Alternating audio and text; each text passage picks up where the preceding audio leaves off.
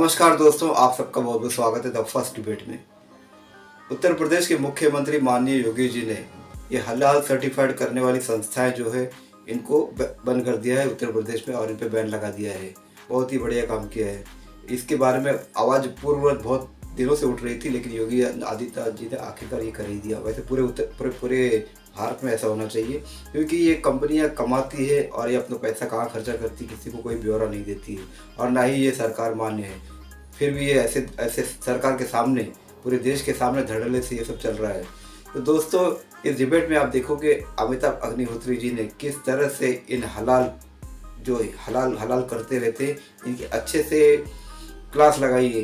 Debate में इतना कुछ था नहीं, लेकिन जो डिबेट का कंक्लूजन होता है, आखिरी हिस्सा जिसमें अमिताभ अग्निहोत्री जी अपनी बात रखते हैं, वो बहुत ज़बरदस्त थी। इसलिए मैंने वही पार्ट उठाया और आपके समक्ष लेकर आया हूँ। तो दोस्तों, शुरू करते हैं ये वीडियो। Let's start. ये भी परेशान हो गए, हम भी परेशान हो गए, करो फिर। मैं कहता हूं, खुले शब्दों में बात करो। ये देश की तासीर ये कहती है कि गाय और सुअर, एक आबादी सुअर के गोश्त से परहेज करती है, बिल्कुल अस्पृश्य मानती है, और देश की बहुसंख्यक आबादी गाय के गोश्त के बारे में सोचना भी नहीं चाहती। ठीक। और एक आबादी के लिए शराब का मसला है? तीनों चीजों पर संघर्ष है ना। खाद्य पदार्थों में ये बात अनिवार्य हो जाए कि इसमें गाय और सुअर से जुड़ा कोई कंपोनेंट तो नहीं है, बात खत्म हो गई। ये कंपनी की लीगल लायबिलिटी हो जाए, लेकिन ये अलग से दुकान मंजूर नहीं हमको ना। बोले मौलाना साहब जारी करेंगे सर्टिफिकेट, मौलाना साहब कैसे जारी करेंगे? नहीं, मौलाना साहब तो चलाएंगे।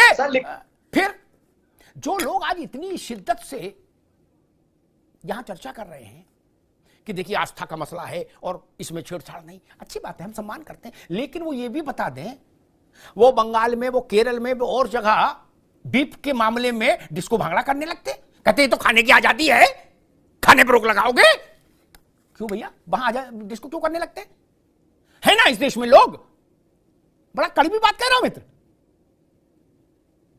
वहां जब हरीश चतुर्वेदी जैसा आदमी कहता है कि गाय के साथ हमारे प्राण बसते हैं, हमारा धर्म जुड़ा है, हमारी आस्था जुड़ी, हमारी चेतना जुड़ी, हम उसमें देवी देवता, तो खाने वाला कहता है बनवा दो कानून, वरना तो खाने की चीज तो खाई जाएगी।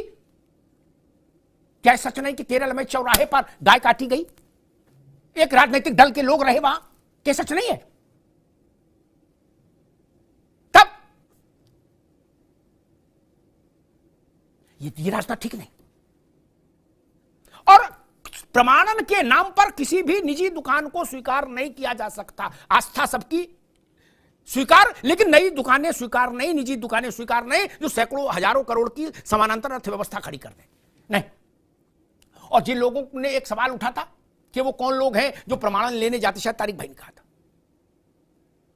विदेश को छोड़िए, मैं देश की बात करूं, अगर ऐसी ही खुराफात बहुसंख्यक आबादी की तरफ से लोग कर देंगे, मैं खुराफात शब्द का इस्तेमाल कर रहा हूं, तो जिसको यहां बिस्कुट बनाना है उसको तो उनके यहां से एक नहीं दो प्रमाणन लेने की मजबूरी है। नहीं बेचेगा कहां?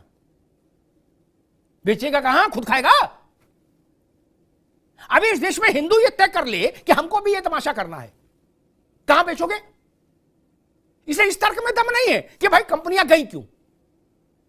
आपने शर्त रख दी कि हम सामान इस्तेमाल नहीं करेंगे आपका, उनको तो बेचना है, अलीगढ़ में भी बेचना है, बरेली में भी बेचना है, गुलावटी में भी बेचना है, सहारनपुर में भी बेचना है। लेकिन अगर इसी की प्रतिक्रिया में हिंदू ने ऐसी व्यवस्था तय कर दी तो देश कहां जाएगा? इसकी जांच होनी ही चाहिए।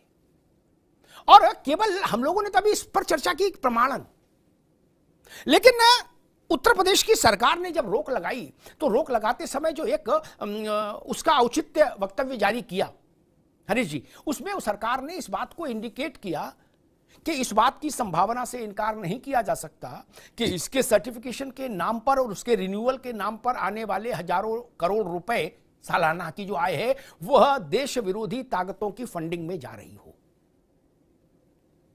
वो आतंक से फैलाने वाले संगठनों के मददगारों के पास जा रही हो। ये छोटी बात है क्या?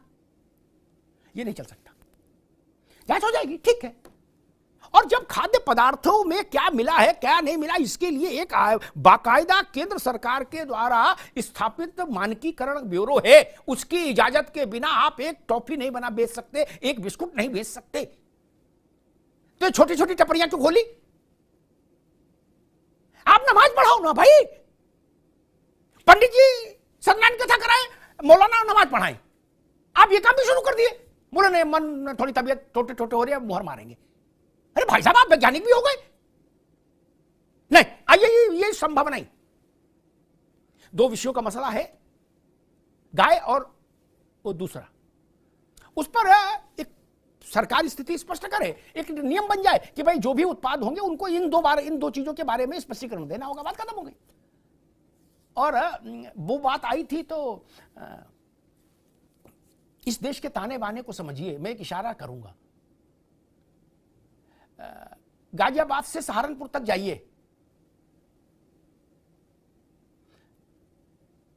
हिंदू नामों के ढाबे हैं कई, सबकी नहीं कई।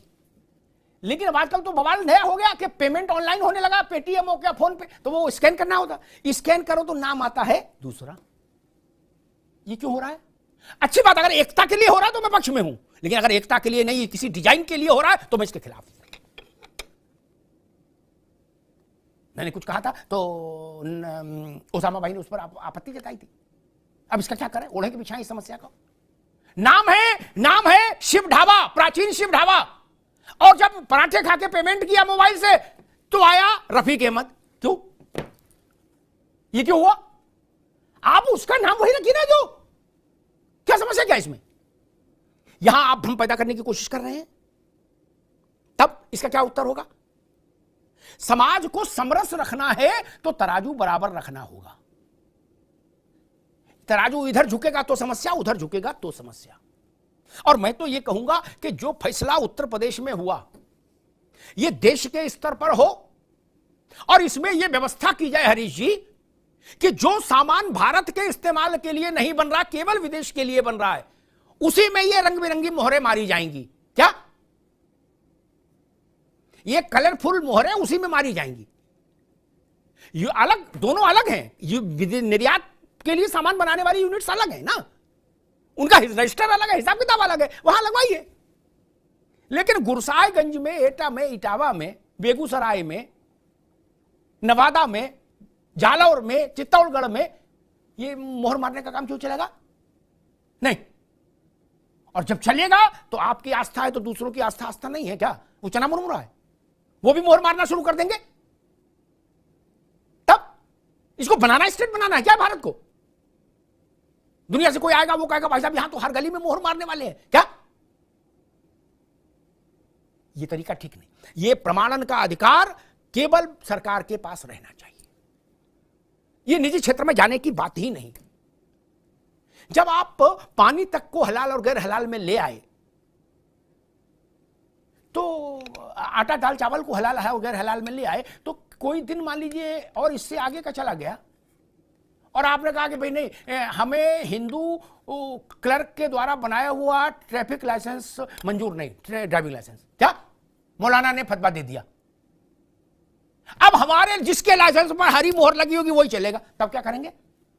तो सरकारें क्या करेंगी? हरीश जी कह रहे थे कि बंदूक का लाइसेंस भी देने लगोगे भैया, तब नक्शा भी पास करने लगोगे। बोले ना गाजियाबाद विकास प्राधिकरण के नक्शे पे हमको भरोसा नहीं, इस्लाम को। बोले फिर?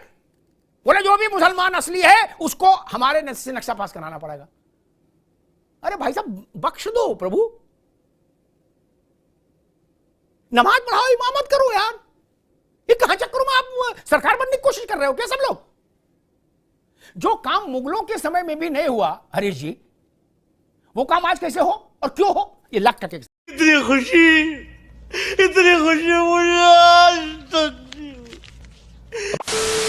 तो दोस्तों डिबेट हो गई खत्म, वीडियो हो गई पूरी। उम्मीद करता हूँ दोस्तों ये डिबेट वीडियो आपको पसंद आई होगी। अगर ये वीडियो आपको पसंद है, ये कंटेंट, मेरा काम आपको पसंद आया तो चलो सब्सक्राइब करते जरूर जाएंगे। मिलता हूँ आपसे अगले वीडियो में, तब तक के लिए जय हिंद।